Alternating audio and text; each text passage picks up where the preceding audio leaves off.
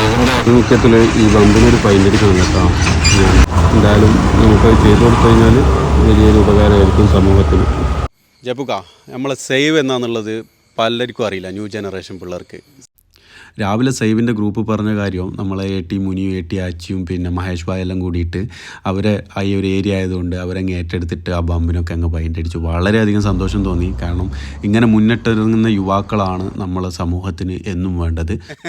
ഇപ്പോൾ നമ്മളെ പരിപാടി എന്താണെന്ന് വെച്ച് കഴിഞ്ഞാൽ ഈ അങ്ങനെ വരുന്ന വണ്ടികളില്ലേ, ഈ റോഡ് ഡിവൈഡ് ആകുന്നത് മനസ്സിലാകാണ്ട് നേരെ ഈ പോസ്റ്റിനെ അടിക്കുന്നത്. ഓൾറെഡി റിഫ്ലക്ഷൻ്റെ ഇത് ഇവിടെ കൊടുത്തിട്ടുണ്ട്, പക്ഷേങ്കിൽ മെഞ്ഞാന്ന് ആ കാണുന്ന ഘടങ്ങ് അടിച്ചു പൊട്ടിച്ച്. അപ്പോൾ ഇവിടെയുള്ള ലൈൻസൊക്കെ ഫുള്ള് മയഞ്ഞു പോയി.